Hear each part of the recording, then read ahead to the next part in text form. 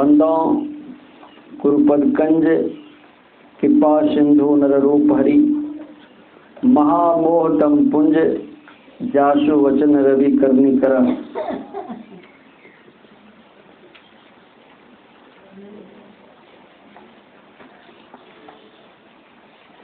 अव्यक्त रूप में संत सदगुरु महाराज, व्यक्त रूप में गुरुजनों, आदरणीय सत्संग प्रेमी महानुभाव था माताओं,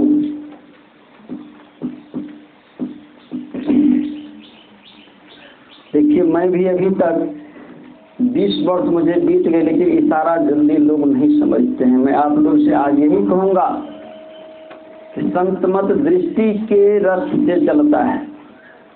इशारा को वक्त में रखिए और शांति मिलेगी, इस बात को ध्यान रखिएगा। मुझे 20 वर्ष हो गए, लेकिन मैं कभी कभी सोचते रहता हूँ कि आखिरकार कौन होंगे नजदीकी। अब जैसे आपको मैं एक बात सुनाता हूँ, जिसके जयंती पर हम आ पाए, या कैसे महान थे कि जो इनके संग में रहते थे महर्षि संत जी महाराज, उनको बुलाते हैं, कहते हैं चलिए मुझे जलालगढ़ जाना है,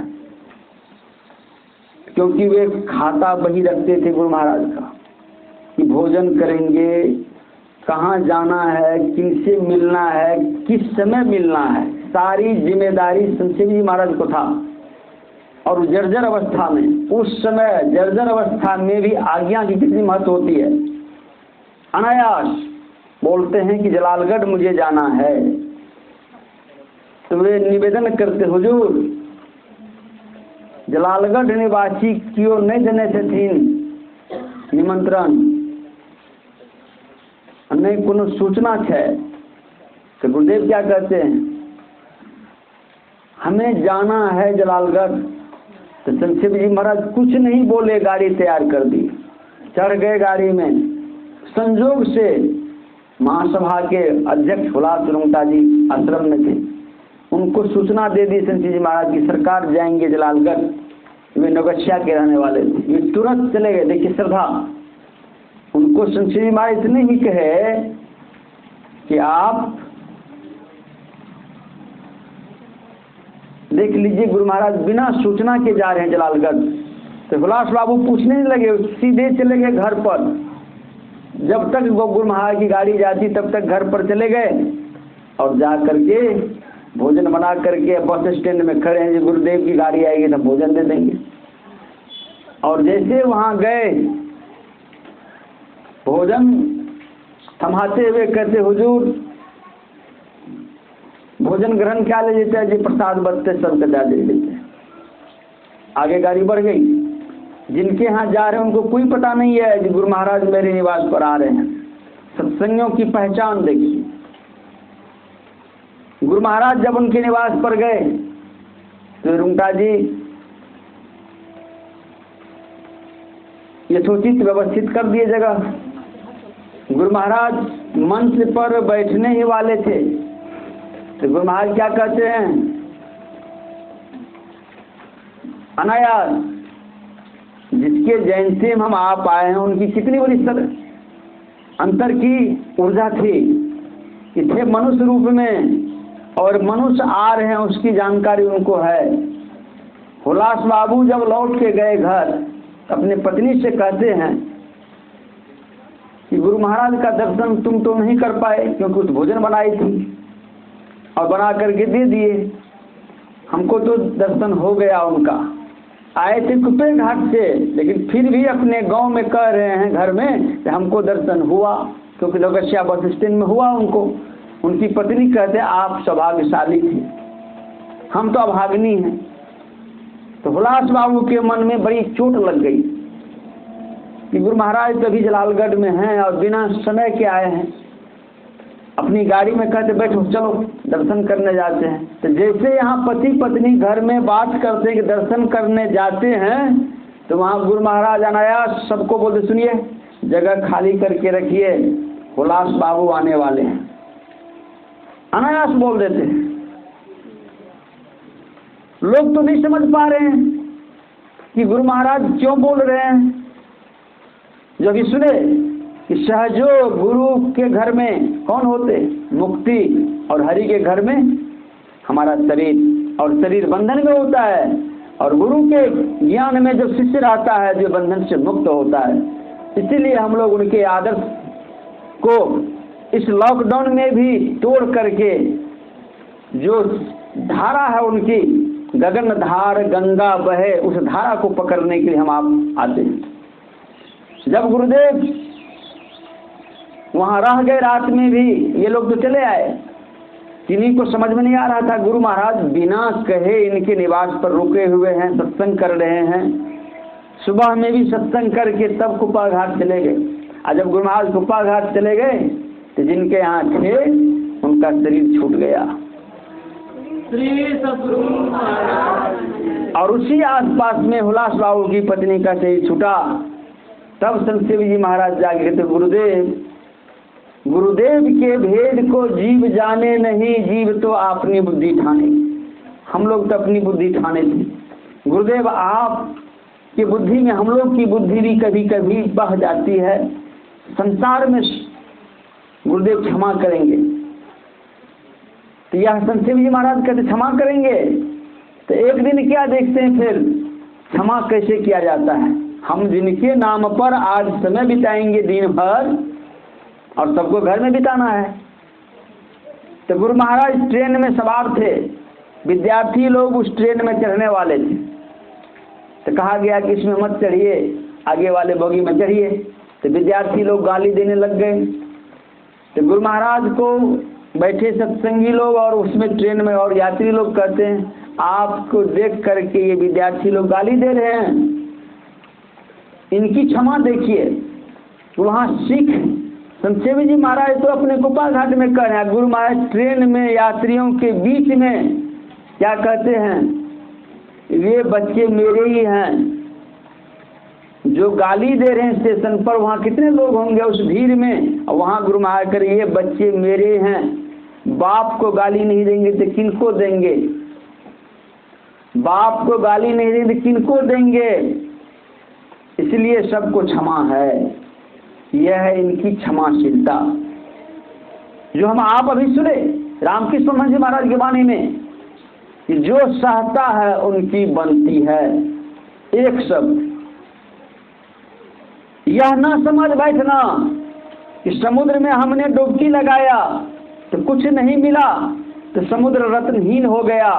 हम लोग भी समुद्र में डूबते हैं, यानी कि काया बड़े समुद्र के रो था न पावे कोई, मन मर गई है डूब के मानिक लावे से। मानिक परमात्मा का विभूति, परमात्मा के विभूति को जना दिए। इसीलिए आज हम अपने सरकार के काम को भी तोड़ करके और अपने को स्व यानी कि शरीर में अस्तित्व होकर के व्यवस्थित हैं। और हम आप जान रहे हैं कि काल की कितनी बड़ी डंडा चल रही है। सतगुरु महिमा जाने नहीं, फंसियो मोह के जाल। सजोबाई की वाणी है। तू कृपिन कंगाल, हम लोग तो कृपिन और कंगाले, दरिद्र और कंगाली हम लोगों के देह पर था। लेकिन गुरुदेव की कृपा से सहजोबाई की वाणी को आज जानते हैं। कहती क्या है, शिष्य का माना सतगुरु, गुरु झिरके लखबार, सहजो द्वार न छाड़िए, यही धारणा धार। जिस तरह से आज अपनी लगन लगाए शरीर के साथ, मैं यही विशेष आग्रह करूंगा कि सहजोबाई पहले ही कह दी कि कृपिन और कंगाल को भी सतगुरु महिमा जाने नहीं। हम लोग सतगुरु की महिमा को जनाने के लिए, और जो काल कल्पित जीव हो गए उस काल कल्पित को, और जो काल कल्पित के ग्रास में हैं वो भी जीव, क्योंकि हमारे बीच इस ध्यानाभ्यास के क्रम में ऐसा भी संदेश आया। एक सत्संगी लड़का कोरोना के पॉजिटिव होते हुए खर्च भी हो रहा था, लेकिन रात को तस्वीर देखे तो वह स्वस्थ हालत में आया। हम लोग ने यही मांग किया कि गुरुदेव संतमत का सेवा किया था, युवा शक्ति में था, लेकिन संतमत सत्संग के प्रति उनकी निष्ठा रही और सबसे वह जुड़ा रहा। और अगर आज इस परिस्थिति में आ गया है तो गुरुदेव आपकी जयंती है। आप से हम यह नहीं कहते कि आप उसको जीवन दान दे, लेकिन यह जरूर आग्रह और विनती रहेगा हम लोगों का कि मृत्युलोक में जाना तो सबको है, लेकिन कुछ कार्य जो आपके द्वारा नित्य प्रति सत्संग कर ले प्यारा, तेरा कार्य तेरे सारा। और आपके द्वारा वह चिन्हित शब्द है कि ज्योति जग जावे अति सुख पावे शब्द सहारे का, इसकी जुगती आपने दिया है। और किसी कारण से बच्चे थे भोले भाले, आप जब गाली देने वाले बच्चों का पिता को नहीं गालेगा तो किसको देगा? कूट कपूट हूँ तो तोरे, आपने अपने संत साहित्य में यह भी वर्णन कर दिया कि कूट भी है कपूट भी है तो हूँ तो तोरे।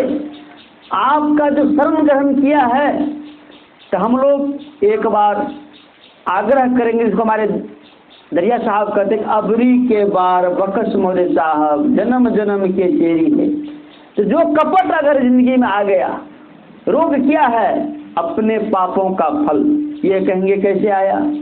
जब बाबा साहब 3-4 वर्ष के ही थे, इनके सदगुरु बाबा साहब लोगों को देखा बकरी लेकर के जा रहे मंदिर, उस बीच में बैठ करके बाबा साहब पूछते हैं उन लोगों से कि आप लोग इन बकरियों को क्यों लाए?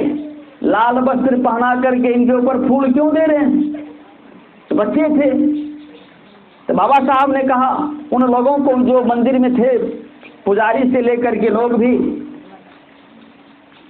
कहा भाई इनके लड़के बीमार पड़ गए थे, इन्होंने कहा था देवी माई को कि मेरे बच्चे बीमार से ठीक हो जाएंगे तो मैं एक बकरी का बलि चढ़ाऊंगा। इसीलिए इनके बच्चे ठीक हो गए, बकरी के बलि चढ़ाने आए। बाबा साहब के मुखारबिंद से वचन स्फुरित होता है, यह शरीर और रोग पापों का फल है, और देवी माई को बदनाम क्यों करते हैं आप लोग? इस पर कुछ लोग कहे छोटका बच्चा तुम लोगों को ज्ञान मत दो। उसी में से कोई व्यक्ति कहता नहीं, यह बच्चा सत्य बात कहा है। आखिरकार बाबा साहब की ही जीत हुई, मतलब बाबा साहब के ही वचन का समर्थन हुआ कि देवी माई को बदनाम करते हो। यह शब्द उन लोगों ने बड़ी गौर से समझा कि हम लोग बकरी बलि करते हैं और भोजन करेंगे मांस का, जो मांस खाने वाले हैं, और हम लोग देवी माई को कहते देवी माई खाएंगे। और आखिरकार नियम बन गया कि नहीं, बलि नहीं, आज से मिठाई चढ़ेगी। ये बाबा साहब अपने जीवन काल में 4 वर्ष की अवस्था में यह कार्य को किए। उन्हीं के परम सौभाग्यशाली शिष्य बिहार से और हमारे कोसी के क्षेत्र में जन्म लेने वाले सदगुरु महाराज कितना बड़ा उपकार वाला शब्द दिया। तो 1973 ईस्वी में स्विट्जरलैंड से जहाज से महेश योगी जी आए थे। उस सत्संग में महेश योगी के संरक्षण में सत्संग हो रहा था अखिल भारतीय। उस समय सदगुरु महाराज को महेश योगी ने कहा, मैं स्विट्जरलैंड में वहां पे विश्व सम्मेलन हो रहा था, उसको छोड़ करके मैं संत मत के सत्संग में आनंद ले रहा हूँ। मैं यहाँ आया और महर्षि जी का दिव्य दर्शन करके मैं अपने को पूर्ण आनंदित पा रहा हूँ। मुझे पावर हाउस का शक्ति मिल रहा है। उन्होंने इस तरह से वंदन किए थे। और जब गुरु महाराज मैं के लिए कहते, मैं तो महेश योगी की बात सुनते ही मैं सब कुछ भूल गया। तब कहते हैं, अभी जो सत्संग हुआ सब संतन की बड़ी बलिहारी, इससे पाप का क्षय होता है। ये अनमोल शब्द संत मते की बातें हैं, अनमोल, मोल नहीं एक एक की। गुरुदेव ने वह 73 ईस्वी में यह शब्द का प्रयोग किया, जो आज मानस मराल में हम लोग अपने गति को जानते हैं कि जब हम जप और ध्यान पर बैठते हैं और गिरी कार्य नाना जंजाला के जंजाल के फंसे हुए समय को और अपने मानस जप और मानस ध्यान के शुद्धि में जब लाते हैं तो कैसा विकराल समय आता है। उस समय मन अति कठिन कराल हो प्रभु मोह से होत न संभाल। क्या दुर्गति और दुर्दशा नजर आता है। जो दुर्लभ वस्तु है, दुर्लभो विषय त्यागो दुर्लभो तत्व दर्शनम दुर्लभो सहजावस्था, सदगुरु बिना, करुणा के बिना, कृपा के बिना नहीं मिलता। ऐसे पति को गुरु महाराज ने अपने साहित्य में दिया, पदावली में। सतगुरु जी से अरज हमारी, ये अरज मैं सबसे कहूंगा कि इन्होंने जो हम लोग को संत साहित्य का दर्शन दिया कि सतगुरु जी से अरज हमारी, मैं मतलब सबके शरीर में आत्मा है, जीवात्मा, कहते मैं एक दीन मलिन कुटिल खल कामी सब अवगुणे से गुरु हूँ पूरे, यह भी साहित्य में दर्शन दे रहा है, सब अवगुणे से।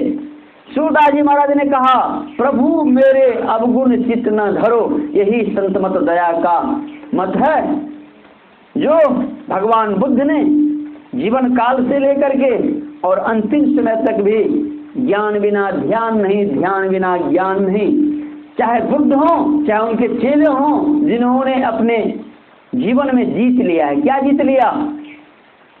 गुरुदेव के प्रसाद को पा लिया, यानी कि कृपा को पा लिया, वे जीत लिया। जीत चले भवसागरा सोई सूरा मर्दाना हो, नाम लगन छूटे नाही। संत कबीर साहब बोले इसको नाम से लगन लग गया। हम लोग को यह भी पता है 3 तरह से नाम लिया जाता है। वर्णात्मक, वर्णन करके जो स्तुति प्रार्थना करते हैं, गुरु महाराज का गुणगान करते हैं, संत के संतवाणी को पढ़ते हैं, यह एक तरह का योग है जो वियोग को नष्ट करता है, संयोग बनाता है और काम सरल करवा देता है। बाहरी गुरु ज्ञान को मुखते उचार, होता संशय संहार। सदगुरु महाराज जी आशीर्वाद देते हैं कि कम से कम नहीं कुछ बन पड़े तो गुरु ज्ञान को मुख से उच्चारण करते रहिए। ये वर्णात्मक पूजा हुआ, अस्त्र रूप का पूजा हुआ और संकट तारण का पूजा हुआ। आप लाख विपत्ति में पड़े हैं, आपकी बुद्धि शून्य हो गई, उस समय भी आप संतवाणी का सहारा लीजिए, यही ऑक्सीजन है। आज देखिए हमारे भारत की दुर्दशा कि सरकार ऑक्सीजन लाते हैं दूसरे जगह से, अब फिर भी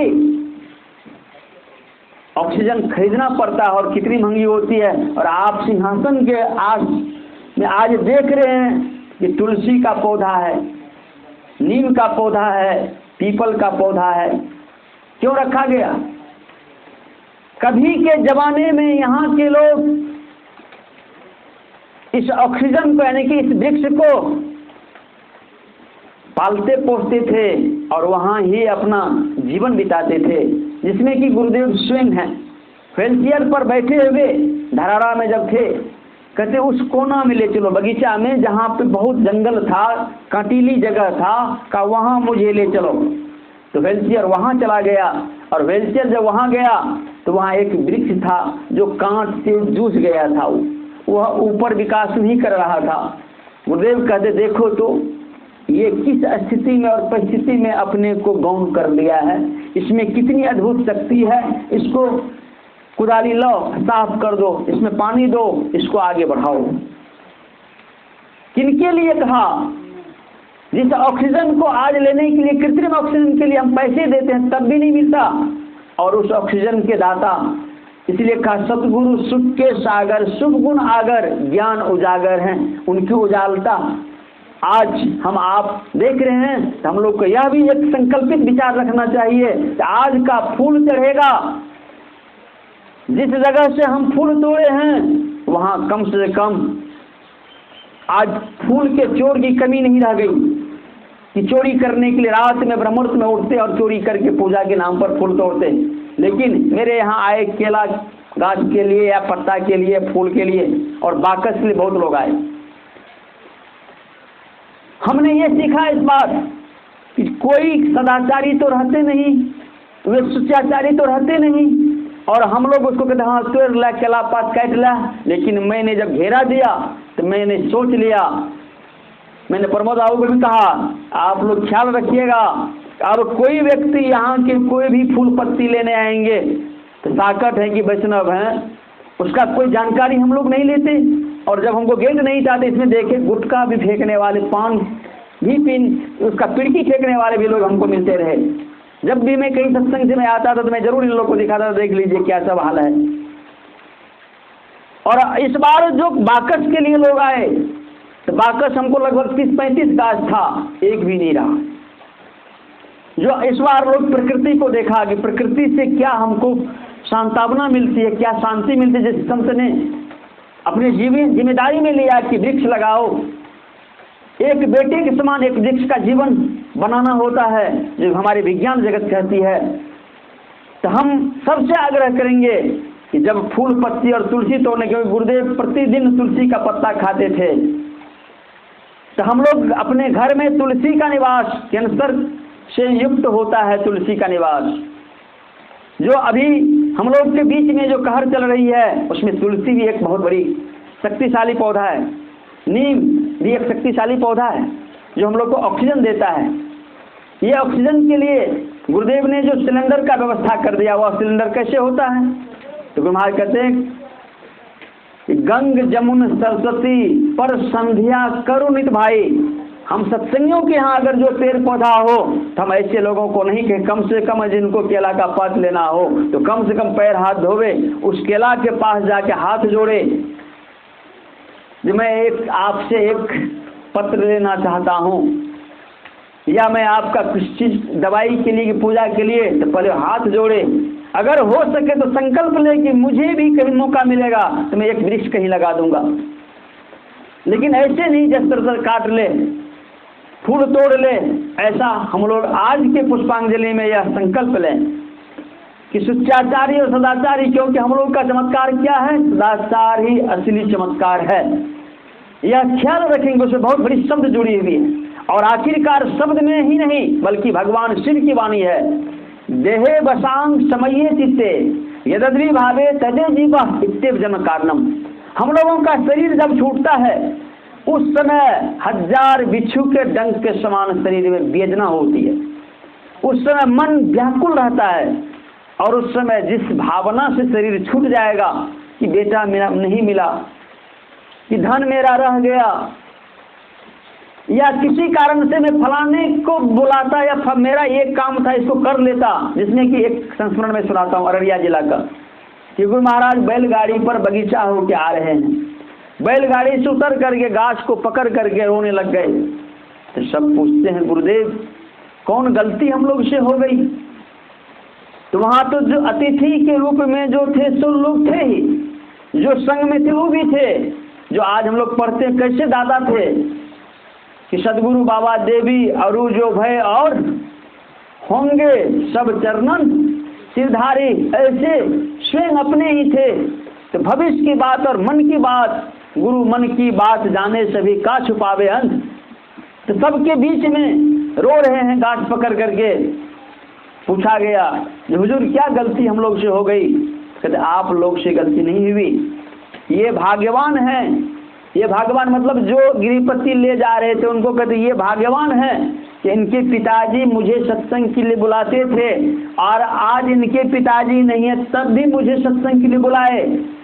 जो आज पदावली में लिखा पलहू नहीं अनंत चैन सत्संग बिनो दिवस रैन। रात दिन जब उनको चैन ही नहीं, सत्संग में ही समय बिताते हैं, तो उस समय कहेगा आपके पिताजी की इच्छा थी बगीचा लगाने की, लेकिन शरीर छूट गया, वे ही वृक्ष बन गए। स्पष्ट करके गुरुदेव ने वहां खोल दिया रहस्य को। मैं ही राज या सबको दिया सुनाए के अब तू रहो छुपाए। आज जिस ऑक्सीजन के लिए संसार व्याकुल है, गुरुदेव ने खोल के कह दिया कि आपके पिताजी की इच्छा थी बगीचा लगाने की, लेकिन उस बगीचा को लगाने के बदला में स्वयं उस बगीचा में वृक्ष बन करके आ गए। तो गुरुदेव उसके लिए आंसू बहाए।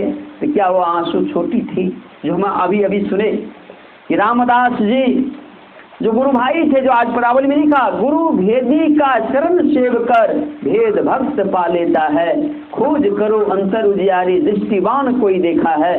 वह दृष्टिवान जो गाड़ी पर बाबा साहब ने कहा जाओ इनको छोड़ दो, तो गए तो वहाँ हाथ जोड़ करके, और हाथ जोड़ के नहीं कि आंतरिक भावना से आंसू प्रेरित हो रहा है।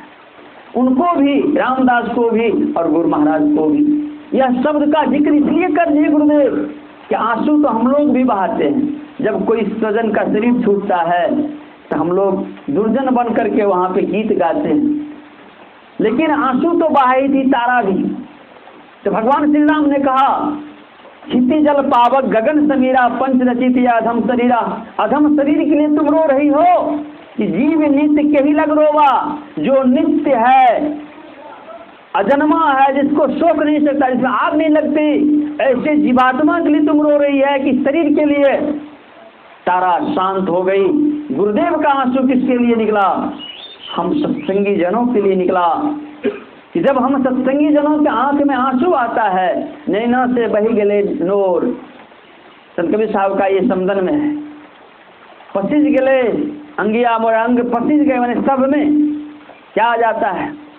गुरु महाराज कितने बड़े दारिद्र हरण करने वाले, आप कितनों थके हैं। गुरुदेव ने कहा एक आशीर्वचन, अगर तुम अपने जीवन में थक गए हो, जीवन में ख्याल करिए, काम से नहीं थक गए हो, जीवन में थक गए हो, जिस वस्तु पर तुम्हारा नजर गया और लगता है कि मेरा जीवन सफल नहीं हो रहा है, तुम एकांतवासी बन जाओ और ऊपर की ओर देखो, नक्षत्र की ओर, यानी कि आसमान की ओर देखो और उस पर विचार करो, उस प्रकृति पर। यह प्रभु कैसे दयालु हैं, इतने विशाल आसमान बनाए और इसमें छोटे छोटे तारे दिए, 9 ग्रहों से सज्जित किए और वह टकराता नहीं है। और ये सूर्य और चांद अपनी गर्मी और शीतलता के साथ मुझे सदा हमारी शांति कायम करती, जैसे शीतल चंदन चंद्रमा तैसे शीतल संत पट्टू साहब की वाणी है।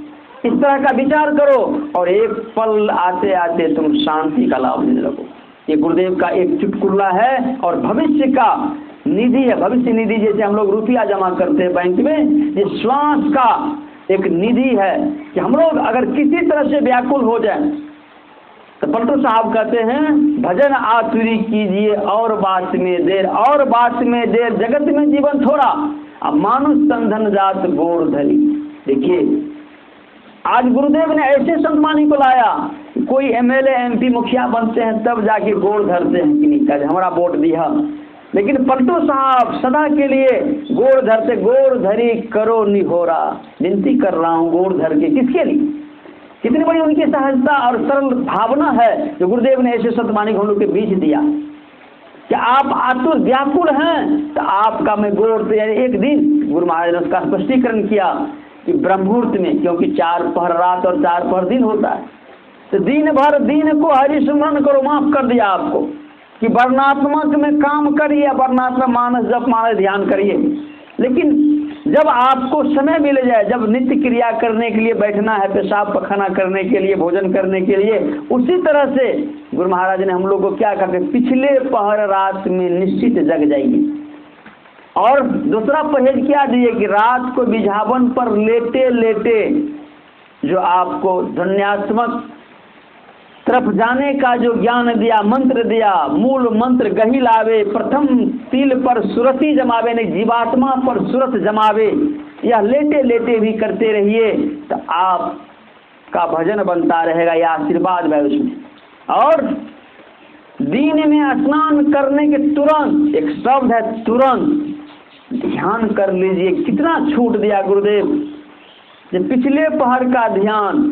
अगर भैंस चराने जाते हो, देहाती के लिए कहा, आज सरकार देहाती और शहर के लिए लॉकडाउन बनाए और गुरु महाराज ने कहा अरे भैंस चराने जाओ लेकिन ध्यान करके तब भैंस चराने जाओ, और नहीं तो अगर दूसरे का फसल चरा लोगे तो सब ध्यान तुम्हारा भैंसे चराने में चला जाएगा। देहात के लोग हैं देहाती के लिए, लेकिन कहा कि काम करने जाओ, लेकिन पहले काम कर लो। क्या निज काम क्या है? संत कबीर साहब कहते हैं, अपने घट दिया न बारू रे, अपने शरीर में दिया नहीं जलाए, नाम का तेल सूरत के बाते, नाम गुरु महाराज की कृपा से जो नाम प्राप्त किए वही नाम हम लोग का लाठी है, सहारा है। नाम जपते जपते क्या पालिए, छोटी मोटी चीज। जिस मंदिर में आज बैठे इन्हीं के सुपुत्र सदगुरु रामानंद स्वामी जी महाराज के सुपुत्र क्या पाए कि नाम जपते जपते ऐसा सिद्धि पालिए कि कोयला के बुकनी जब हाथ पर रखते थे तो जिसको जो सवाल था उसका जवाब मिलता था, लेकिन वह रहा नहीं। क्यों? उससे नाम फैलने लगा, अहंकार उसमें बढ़ गई और आखिरकार अहंकार नहीं बल्कि मैं नाम क्या कहूँगा, बड़े बड़े लोगों का जिसका साहित्य संत साहित्य में नाम है, उन लोगों ने कहा एक क्वेश्चन पूछ दिया कि बताइए तो सरकार हम लोग के बीच में कब तक रहेंगे। उसमें से दूसरा सवाल पूछ दिया गया कि हम लोग को मुक्ति कब मिलेगी। 2 सवाल। उसी क्रम में रामानंद बाबा गए गुरु महाराज को प्रणाम करने। कहते रामानंद बाबू अहाँ के बेटो आल है ना, तो तनी ओकरा बोल दियो तो हम पूछबे जे हम कखन तक जीवे। देख लिया अंतर्यामिता। एक तो सदगुरु स्वयं हैं, एक रिद्धि सिद्धि को जान रहे कि रिद्धि सिद्धि के फेर में साधक को नहीं पड़ना चाहिए, और रिद्धि सिद्धि के बीच में उनको पूछ रहे गुरु महाराज हम लोग के जीवन में कब तक रहेंगे। यह सवाल पूछे तो गुरुदेव वहाँ पूछ देते रामानंद बोल भी होते बेटा का हम पूछबे हम कखन तक जीवे। और दूसरा सवाल पूछे थे मुक्ति, मुक्ति हम लोग को कब मिलेगी। तो मुक्ति के संबंध में गुरुदेव ने कितना अच्छा स्पष्ट शब्द कहा। मुक्ति मार्ग जानते साधन करते नित्य, सतचित जग में रहते दिन दिन अधिक वैराग प्रेम सत्संग सो करते। जिनके जीवन में दिन दिन अधिक अंदर से वैराग, और संसार में माँ बाप भाई बंधु जो हैं सबसे राग। ये नहीं कि मेरा कटु वचन कहा थे मेरे लिए दूर है, ऐसा भी नहीं। हम लोग को क्या कहते महात्मा गांधी, सबको सन्मति दे भगवान, अल्लाह ईश्वर तेरो नाम, जब बोलो श्री सीताराम। यानी कि प्रभुवाची शब्द का प्रयोग करो तुमको सुमति मिलेगा। तो हम लोग कुमति के गहना को क्यों, सुतल रहलू निंद भरी हो गुरु दिहलन जगह। तो मुक्ति के लिए सत्संगी को पूछना ही नहीं था। तो गुरुदेव का आदेश हुआ कि बुलाइए लड़के को। उस भीड़ से जहाँ पूछा जा रहा तो वहाँ से बुलाए। कहा कृष्णा हमको बताओ तो हम कब तक जिएंगे। वो भी देखिए ये घमंड, गुरु आगे गुरुआई करे ताको कहाँ। भाई क्या कहा जाए। वो दे रहे हैं कोयला, घीच रहे हैं, काहे निकलेगा। भागो भागो, तो किसको भगाए। वो रिद्धि चीजें को भगा दी। विचार करेंगे हम आप जहाँ बैठे जिस धरती पर, हम लोग को क्या कहते गुरुदेव, रिद्धि सिद्धि को न लेखूं तो किसको लेखूं। सत्संग से मन हट भागे। हम लोग का मन सत्संग से हट जाता है गुरुदेव। फिर गुरुदेव क्या सिखाते हैं, गुरुदेव दानी तारणन सब भव व्यथा विदारणन। इस संसार चक्र का व्यथा को विदारने वाले हैं। तो क्या करिए, गुरु शरण हो तुम्हारे, भावे करो हमारे, चाहे सो मोही बना दो। जिस तरह से ईंट भाटे के मालिक सबके बीच में ईंटा के भट्ठा के बीच में रहते हैं, उसमें नंबर रहता है तो पक भी जाता है। कच्चे में भी नंबर बनता, पक्के में भी। तो हम लोग पहले कच्चे घड़े के समान थे और गुरुदेव पक्के घड़े, गुरु कुम्हार शिष्य कुंभ, गड़गड़ काटे कोट, अंतर हादसा हर दे बाहर मारे चोट। तो गुरुदेव की दयालुता मैं यही कहूँगा। जिस भवन में हम लोग बैठे हैं, मेरा ख्याल था कि इस तिथि को आज के दिन इसका हम नींव लेते, मन में सोचे थे कि नींव लेते आज के दिन। लेकिन गुरुदेव की ऐसी औद्योगिक और अंतरामिता कृपा कि मेरे इस किंचन को क्या मिल रहा है कि आज हम सब मिल करके इंद्र भगवान के साक्षी में, जो अपने अमृत बुंद को भी जब से हम लोग इनका नारा शुरू किया उसी समय से यह बारिश का भी कार्यक्रम रहा। जो इनकी अलौकिक दिव्य शक्ति को ऐसा देखा गया था, भागलपुर से ट्रेन जा रही थी ऋषिकेश के लिए, 7 दिन पहले इतनी लू चल रही थी कि वहाँ की व्यवस्थापक रामजी बाबू ने कहा गुरुदेव लू इतनी है कि बाहर निकलना मुश्किल है। तो गुरुदेव मौन हो गए। रात में इतनी बारिश हुई कि मत पूछिए, सब गर्मी गायब। भोर में जब प्रणाम करने गए कहते रामजी बाबू आपके प्रार्थना परमात्मा सुन लिए, वे उनके चरण पर गिरे, गुरुदेव हमारी नहीं आपकी। तो गुरुदेव चुप रह गए। अब लीला देखिए इनकी कितनी अपरंपार लीला है। जब ट्रेन में सवार होकर जब ऋषिकेश पहुंचते हैं तो हाँ तो मंडलेश्वर सब हैं, बड़े बड़े मंडलेश्वर सबका भेंट करते हैं, कोई फल दान देते हैं इनको, कोई माला पहनाते हैं। फिर मंच पर जब सुसज्जित होते हैं गुरु महाराज, एकाएक बारिश शुरू हो गई। अब बारिश शुरू हो गई, अब पंडाल का मूल पानी आकर गुरु महाराज के सिर पर गिरने लग गया। मानिए कि भगवान शिव को पानी डाला जा रहा है। तो गुरु महाराज मुस्कुरा दिए ऊपर की ओर देखते ही, बस पानी गई और 3 दिन सत्संग होते रहा। तब रामजी बाबू को पता चला कि देखिए एक का पुकार सुनने के बाद गुरु गुरु मैं करो पुकारा, सतगुरु साहब सुनो हमारा। मैं वही चीज आज एहसास कर रहा हूँ कि कल्पना कष्ट निवारे आगे माई सतगुरु खोज करहूँ सब मिलके। जो आज जो कल्पना किए थे और उस कल्पना को भवन के रूप में दिया, इनकी औहते की कृपा। को क्या इस अकिंचन से हम सुन सकेंगे। जो गुरुदेव ने अपनी व्यवस्था सत्ता को स्वयं संभाला, मैं यही सबके तरफ से विनती करता हूँ। यही कारण विनती करो। कौन कारण? 3 चीज हम लोग का खो जाता है, प्रेम, दीनता, भजन संग तीनहु बने न कोई। अगर हे गुरुदेव हम लोग इस धराधाम पर हैं और किसी तरह से भूल चूक हो जाए तो आप अपनी सब प्रेरणा से इस भवन में रहने वाले और इस भवन से जो श्रद्धा रखने वाले या जो आने जाने वाले राही भी आपको देखते हैं, सिर निभाते हैं, तो सबके लिए आपका मांग आपके चरणों में अर्पित करता हूँ। मांग कि सबको आपने एक ही शिक्षा दिया है, अपनी परिभाषा में शांति, अस्थिरता व निश्चलता को कहते हैं।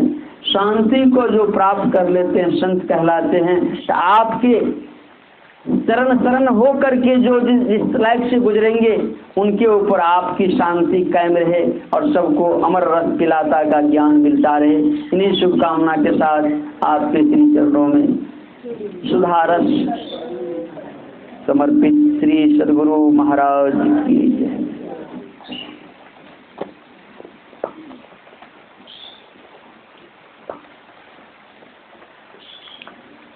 यह मानसी का प्रवचन है 16